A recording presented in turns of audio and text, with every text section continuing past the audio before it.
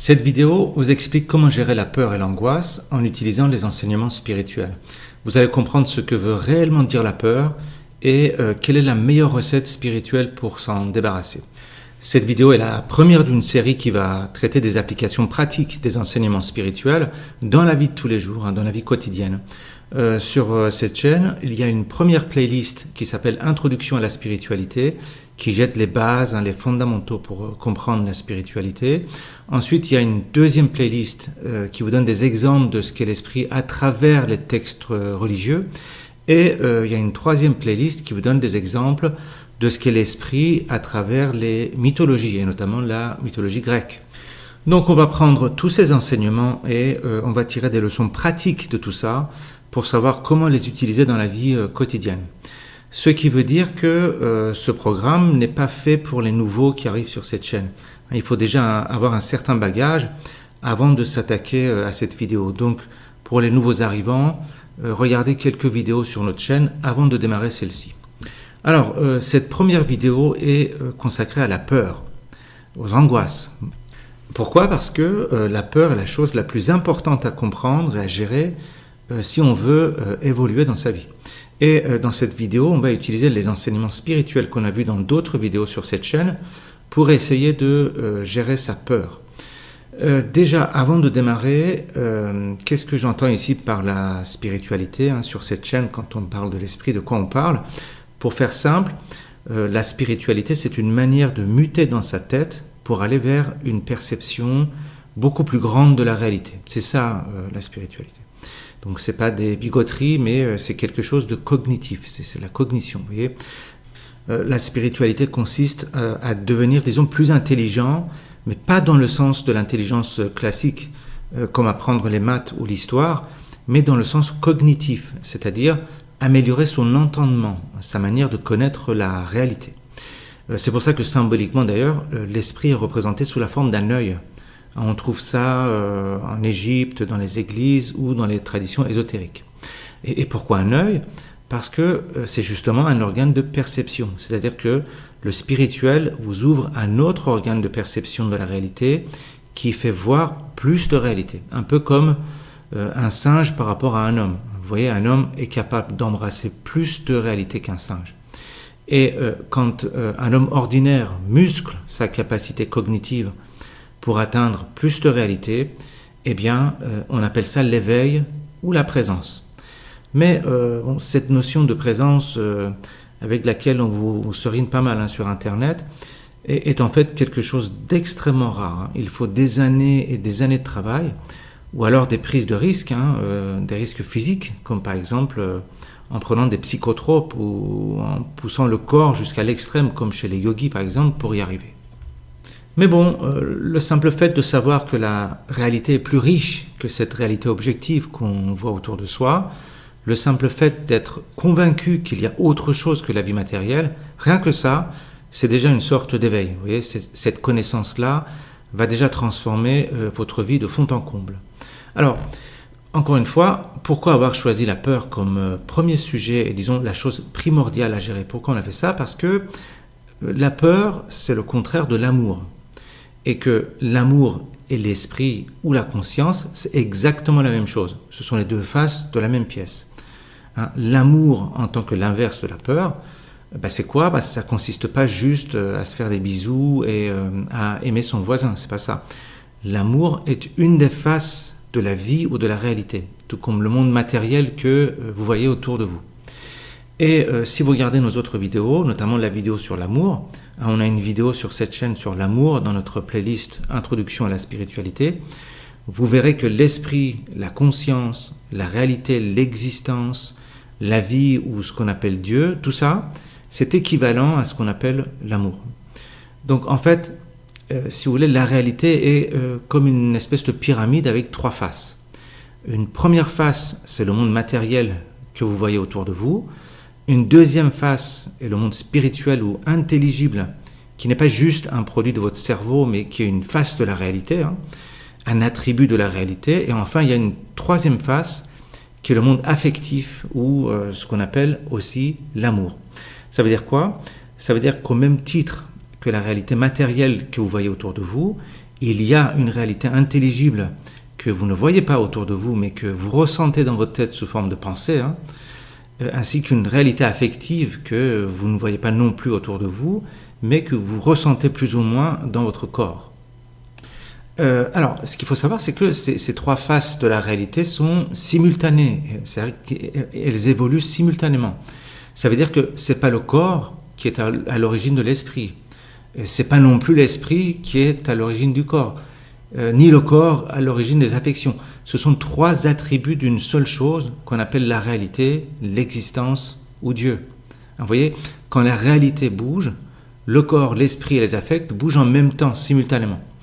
Bon, ok, une fois tout ça étant dit, ce qui est le plus important à comprendre, c'est que cette réalité, enfin la réalité qu'on a autour de nous, ressemble à une espèce de pyramide. Vous voyez, c'est comme une forme de pyramide, c'est-à-dire qu'il y a plusieurs niveaux de réalité. Hein, c'est un symbole, la pyramide. Hein. Il y a plusieurs niveaux, il y a plusieurs étages. Visualisez encore cette pyramide à trois faces, hein, donc là, il y a une image. On a dit que la réalité est comme cette pyramide, avec une face matérielle, une face spirituelle, une face affective. Donc, vous voyez, cette pyramide, elle monte comme ça, et plus vous montez en niveau, plus les trois faces de la pyramide se compriment et s'intègrent. Et plus vous descendez en niveau de réalité, plus ces trois faces s'étirent et se dispersent. Hein. Ça veut dire quoi ? Ça veut dire que plus vous montez en degré de réalité, plus votre mental s'intègre et devient cohérent pour aller vers plus de conscience. Et en même temps, plus vos affections s'intègrent et deviennent reliées pour aller vers plus d'amour. Et en même temps, plus votre corps s'intègre et vos cellules s'harmonisent pour aller vers plus de vigueur physique. Donc vous voyez toujours hein, cette image de pyramide à trois faces. Une face la conscience, une face l'amour et une face le corps. Plus vous montez en degré de conscience, plus vous montez en degré d'amour ou plus vous montez en degré de santé corporelle. Vous me direz, oui, alors, bon, qu'est-ce qu'on s'en fout le sujet de cette vidéo, c'est la peur. Eh bien, quelle est l'affection contraire à la peur ? C'est justement l'amour. Si bien que le degré de peur que vous avez en vous indique votre niveau sur cette pyramide qui est la réalité. Le degré de peur que vous avez en vous, c'est comme une sorte de thermomètre, si vous voulez, de votre niveau spirituel. Plus vous montez en spiritualité, plus vous montez en amour, et donc moins vous aurez peur des choses de la vie quotidienne. Plus vous baissez en conscience, plus vous baissez en amour, et donc plus vous aurez peur des choses quotidiennes. Vous voyez ? Ça veut dire que la spiritualité, c'est un moyen très efficace pour gérer les peurs et les angoisses de la vie quotidienne, puisque la conscience et l'amour, c'est la même chose. Et vous voyez, l'amour, c'est l'inverse de la peur. Là, vous pouvez dire, pas vraiment, puisque le contraire de la peur, c'est l'amour, d'accord ? Donc, pour gérer la peur, il faut monter en amour, il faut apprendre à aimer, aimez-vous les uns les autres, on est tous des frères, et mon cul sur la commode. Enfin, soyons réalistes, dans la pratique, aimez-vous les uns les autres, ça ne marche pas pour des gens ordinaires. Sauf si vous suivez une voie initiatique qui est basée sur la dévotion ou l'amour. Par exemple, il y a une forme de yoga qui est basée sur la dévotion, sur l'amour. Le christianisme aussi utilise également beaucoup l'amour comme fuel, comme carburant spirituel. Ça, d'accord. Si vous êtes dans ces voies-là, pas de problème, allez-y, apprenez à aimer. Là, vous n'êtes pas seul, vous êtes guidé, il y a une structure, il y a des méthodes éprouvées, on va dire. Mais dans la vie de tous les jours, pour l'individu moyen qui vit normalement sans être dans un cercle initiatique, c'est extrêmement difficile de pratiquer la dévotion ou l'amour. C'est pas possible presque. Faites l'expérience à votre boulot ou dans votre couple, vous verrez avec quelle facilité on pète un câble au boulot ou on s'énerve contre sa moitié à la maison. Alors, comment il faut faire ? Souvenez-vous encore de l'image de la pyramide qui représente la réalité. L'objectif de la vie est de monter et de gravir cette pyramide. C'est-à-dire de monter en degré de réalité, aller vers le plus de réalité possible. Plus on monte sur l'échelle de la réalité, plus on monte en degré de conscience, plus le niveau de l'amour monte, et donc, à contrario, plus le niveau de la peur baisse. Alors, Comment faire concrètement pour monter sur l'échelle de la réalité, pour diminuer les peurs et les angoisses existentielles? D'abord, il faut comprendre ce qu'est la peur. D'abord, avant tout, il faut comprendre la notion. C'est quoi la peur? On connaît tous les peurs qu'on éprouve dans la vie à certains moments. Par exemple, la peur de perdre son job, la peur de manquer, la peur d'être délaissé, la peur de vivre seul, la peur de ne pas être reconnu, la peur du jugement des autres, etc. Il y a aussi les peurs plus ou moins mineures, comme la peur des araignées, la peur des serpents, la peur de l'obscurité, etc. Et il y a également les peurs plus ou moins pathologiques, comme l'agoraphobie, la claustrophobie, etc. Mais plus fondamentalement, existentiellement, la racine commune de toutes ces peurs, la mère de toutes les peurs, petites ou grandes, est la peur de la mort. Mais attention, là ça devient un peu subtil, suivez bien ce que je vais dire. C'est quoi la peur de la mort? Pour un être humain, la peur de la mort ne signifie pas seulement la mort physique, mais il s'agit également de la peur de la mort de notre identité. On a peur de perdre ce qui constitue notre identité. Dès que quelque chose touche à ce à quoi on s'identifie, par exemple à notre corps, à nos enfants, à notre job, à notre couple, à notre argent, bref, dès qu'un aspect de notre identité est menacé, alors on ressent la peur. J'insiste, il faut bien comprendre cette partie-là, sinon on ne peut pas aller plus loin dans la gestion de sa peur, par la voie spirituelle en tout cas. Je vais vous donner un autre angle de vue. Prenez l'instinct de survie. L'instinct de survie chez les animaux, c'est quoi? C'est de se protéger contre un danger physique. Un lion qui surgit, si le zèbre ne ressent pas la peur, il va mal finir. Chez les êtres humains, l'instinct de survie, c'est un peu plus compliqué. Bien sûr, il y a cette peur primaire animale de survie physique, qui fait qu'on attend que le feu passe au vert avant de traverser la rue, par peur de se faire écraser par une bagnole et tout ça. D'ailleurs, il y a 10 000 ans, par exemple, cette peur primale physique devait être très très forte. On pouvait crever de n'importe quoi, mais aujourd'hui, la peur de survie physique est beaucoup moins violente. On vit en paix, il y a plus ou moins de quoi bouffer pour tout le monde, il y a des médecins, etc. Donc, aujourd'hui, l'instinct de survie des humains comprend surtout la survie de ce qui constitue notre identité. Si l'identité de quelqu'un consiste à dire moi je suis quelqu'un de riche, voilà, alors le fait d'avoir une Rolex ou d'avoir un yacht peut faire partie de son instinct de survie. Vous voyez, le milliardaire qui doit absolument racheter telle entreprise pour rester classé dans Forbes, eh bien il fonctionne avec son instinct de survie en tant que milliardaire, c'est-à-dire en tant que son identité. Qu'est-ce que ça veut dire encore tout ça? Ça veut dire que l'instinct de survie à la peur de la mort ne concerne pas seulement notre corps et notre survie physique, mais aussi notre mental et la survie de notre identité dans notre mental. La survie de tout ce qui constitue notre moi, notre ego. Et l'ego, c'est quoi? En gros, on a beaucoup parlé de l'ego sur cette chaîne, mais en gros, l'ego, c'est un cerveau, un cœur et un cul. Voilà. C'est-à-dire que c'est des pensées, des émotions et des instincts. Eh bien, tout ce qui menace le cerveau, le cœur ou le cul, eh bien, ça fait peur. Pour le cœur et le cul, les choses sont assez triviales, mais là où ça se corse, c'est quand on a peur des choses qui touchent le cerveau, le mental, c'est-à-dire les pensées. Quand votre corps est en danger, quand votre survie physique est en danger et que vous avez peur, qu'est-ce que vous voulez faire? Il n'y a rien à faire. Est-ce que vous pouvez gérer votre peur? Non, c'est votre survie physique qui est en jeu. Je ne sais pas, imaginez que vous êtes au chômage en fin de droit. Vous ne touchez plus une thune de Pôle emploi et personne n'a besoin de vos talents. Imaginez en plus que vous avez une famille à nourrir, vous êtes locataire et que sur votre compte en banque, il n'y a plus rien.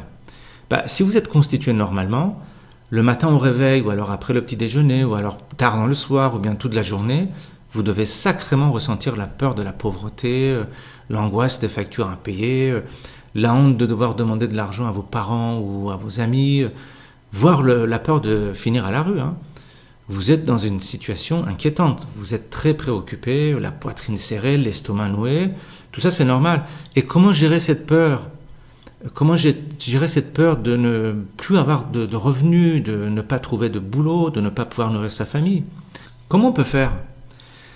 Les gens qui n'ont jamais connu la misère vous diront, oui, il faut être conscient de sa peur, la regarder en face, ou alors des épiciers en développement personnel ou d'autres crève-la-dalle qui deviennent coach, tout ça, vont dire, oui, il faut rester positif, regarder la situation comme une opportunité, enfin bref, tout un tas de conneries de ce genre. Mais concrètement, réellement, comment faire pour gérer ce genre de peur? Eh bien, rien. Il n'y a rien à faire. Il faut accepter et supporter cette peur, point barre, c'est tout. C'est comme si on se casse un bras, je sais pas moi, en tombant et qu'on a super mal. Est-ce qu'on peut dire qu'en devenant spirituel ou en appliquant telle recette, vous allez faire disparaître le mal? Bien sûr que non. Même si vous étiez Jésus en personne, vous auriez mal. Donc vous voyez que pour cette première catégorie de peur, c'est-à-dire la peur qui touche à la survie physique, ou le fait de ne pas pouvoir nourrir sa famille, tout ça, vous voyez des situations sordides de ce genre, vous ne pourrez pas gérer la peur. Pourquoi? Parce que c'est une peur animale préprogrammée dans vos cellules mêmes. Il s'agit là de l'instinct de survie animal, vous voyez, c'est trop profond. En revanche, là où la spiritualité peut vous aider, ce sont les peurs de second ordre, c'est-à-dire les peurs imaginaires ou des angoisses existentielles. Par exemple, la peur hypothétique de perdre son job. Je sais pas moi, imaginez votre société a été rachetée, vous avez peur que les nouveaux patrons ne soient pas cool avec vous, mais en fait vous n'en savez rien. Ou bien la peur de rater les examens pour un étudiant normal qui travaille normalement et qui a un niveau normal. Ou alors la peur d'être mal jugé par des gens, alors qu'on n'a même pas ouvert la bouche. Ou alors la peur d'être rejeté par une fille ou un garçon qui vous plaît et que vous aimeriez rencontrer. Ou alors la peur de tomber malade en partant en vacances. Il y a toute une panoplie de peurs mineures, de second ordre, que le travail spirituel peut faire disparaître assez facilement. Pourquoi? Parce que toutes ces peurs touchent quelque part à votre identité ou à ce qui constitue votre identité. Quand il s'agit des questions d'identité, la spiritualité est une arme redoutable parce que la spiritualité consiste à se détacher de son ego ou de ses fausses identités.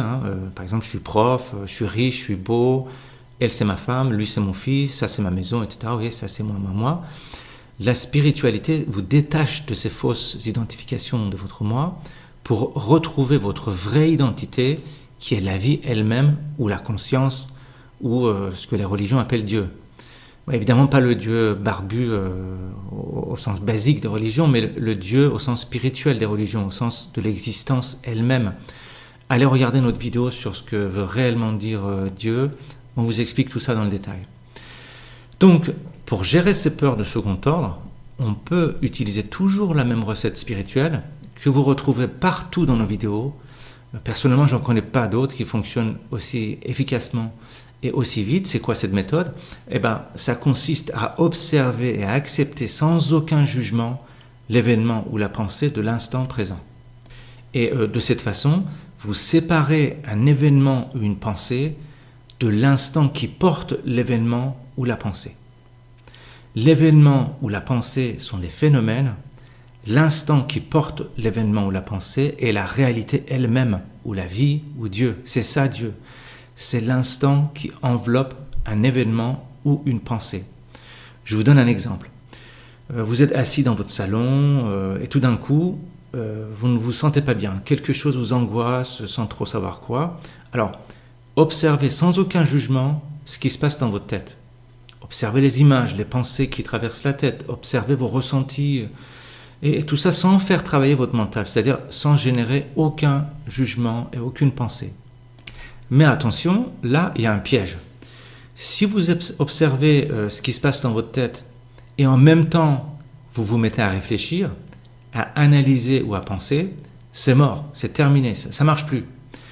C'est un peu le piège de la psychanalyse, par exemple. Le psy et son patient pensent que devenir conscient veut dire mettre des mots sur les choses. C'est ça le piège. Vous voyez, devenir conscient, c'est tout sauf mettre des mots sur des choses. Ça n'a rien à voir. Et devenir conscient ne veut pas dire devenir conscient de quelque chose. Devenir conscient veut dire accéder à la substance qui porte les choses. Et cette substance, c'est justement ça la conscience. Tandis que analyser ses pensées, c'est générer des pensées pour contrôler d'autres pensées. Ça ne marche pas. hein. C'est comme si chez vous à la maison, sur votre sol, il y a des taches d'huile par exemple, hein, et que pour nettoyer le sol, vous utilisez aussi de l'huile. Voyez? Ou alors c'est comme si un couteau voulait se couper. Voyez? Tout ça, ça ne marche pas. Ce qu'il faut faire, il faut juste observer ses pensées. C'est vraiment très simple, c'est ultra efficace et ça devient une seconde nature au bout de quelques mois de pratique, pas plus. Hein. Et pourquoi il faut faire ça? Parce que c'est une méthode qui permet de vous désidentifier avec les événements et les pensées à l'instant présent. C'est l'observation en tant que témoin de ce qui se passe en vous. Vous verrez, très très vite, votre corps se relaxe, les pensées se calment, les nuages passent et votre tête devient de plus en plus claire, de plus en plus propre, vide, immaculée, vous voyez. Et c'est justement là que vous aurez les meilleures idées et les solutions les plus réalistes pour faire face à vos problèmes si jamais il s'agit des problèmes que vous avez, si ce sont des problèmes qui vous font peur. Alors, là, vous pouvez me dire, qu'est-ce que c'est que ces conneries? Si je ressens de la peur, c'est qu'il peut se passer un événement négatif, il peut se passer quelque chose. Par exemple, j'ai peur parce que je peux perdre mon job, ou j'ai peur parce que je dois faire fonctionner un projet, j'y arrive pas. Et toi, tu nous dis que il faut juste observer les pensées, regarder sans broncher. Moi, non, il faut que j'agisse. Il faut absolument que je trouve une solution, il va falloir me battre. Eh bien, si vous faites ça, si vous partez au front, si vous comptez agir avec de la peur au ventre, et dans le but d'éviter une déconvenue, je peux vous assurer à 100%, je dis bien 100%, je pèse mes mots, que vous allez vous casser la gueule. Et que non seulement vous n'allez pas régler votre problème, mais que vous allez empirer les choses et transformer votre vie en un vaste merdier. Si la source de vos actions est la peur d'éviter quelque chose, vous pouvez être sûr à 100% que vos actions seront des coups d'épée dans l'eau, une perte de temps, voire pire, une source de nouvelles emmerdes. Entre parenthèses, je vais faire une prochaine vidéo sur la vie professionnelle et la vie entrepreneuriale, c'est-à-dire comment appliquer les enseignements spirituels dans vos projets professionnels. Et vous verrez que c'est la peur qui est à l'origine de pratiquement tous les échecs professionnels. Si vous agissez dans votre vie professionnelle avec la peur au ventre, vous allez tout juste gesticuler pendant un moment en pensant avancer dans vos plans, mais au bout d'un moment, vous allez prendre un retour de bâton terrible dans la gueule. Pourquoi ? Parce que ce sera votre instinct de survie, c'est-à-dire votre mental, c'est-à-dire votre ego, qui va échafauder des plans foireux qui sont totalement en dehors de la réalité. Vous avancerez avec un bandeau sur les yeux et vous allez vous prendre des murs dans la gueule. La seule manière d'agir efficacement, c'est suivre une action alignée sur la réalité. Et quand vous avez peur, vous ne pouvez pas voir la réalité telle qu'elle est. C'est pas possible. D'ailleurs, dans le monde du travail, il y a une profession autour de ça, hein, ce sont les métiers de conseil. Pourquoi un consultant peut voir mieux que son client ce qu'il y a à faire? Parce qu'il est complètement en dehors des enjeux et que son ego n'est pas impacté par la situation. Et donc sa vision est plus claire que son client, qui risque des tas de choses, et lui il voit la situation à travers les lunettes de la porte, justement. Vous voyez? Donc, observer l'événement de l'instant présent sans jugement est une façon extrêmement efficace de casser l'étau de la peur. Et si vous faites ça suffisamment longtemps, c'est-à-dire quelques années quand même, si vous faites ça non seulement chaque fois que vous ressentez une peur, mais aussi dans n'importe quelle situation, hein, quand vous êtes dans les transports, quand vous êtes avec des gens, quand vous mangez, eh bien, il arrivera un moment où vous serez totalement désidentifié de vos pensées, de votre mental, voire de votre corps. Et quand vous ne vous identifiez plus avec vos pensées, vos émotions et votre corps, vous ne craignez plus rien. La peur disparaît. Et la seule peur qui reste, c'est la peur de votre identité profonde, votre identité ultime, qui est la vie elle-même, c'est-à-dire ce qu'on appelle Dieu. C'est pour ça d'ailleurs que dans les religions, on dit que Dieu ne bénit que ceux qui le craignent. Craindre Dieu veut dire craindre votre seule identité réelle et ne pas craindre toutes les fausses identités comme vos croyances, vos pensées, voire même votre corps. Et à un degré ultime d'initiation, arrive un moment où même le corps ne fait plus partie de soi. Et là, évidemment, même la peur de la mort disparaît. Mais bon, là, on est au niveau ceinture noire, 7e dan. Enfin, il faut attendre longtemps. Voilà, cette vidéo est terminée. J'espère qu'elle vous a été utile. Il y aura d'autres vidéos qui vont venir sur cette playlist sur la spiritualité pratique. Donc le prochain sujet sera un sujet sur la vie professionnelle. Voilà, je vous dis au revoir et à très bientôt.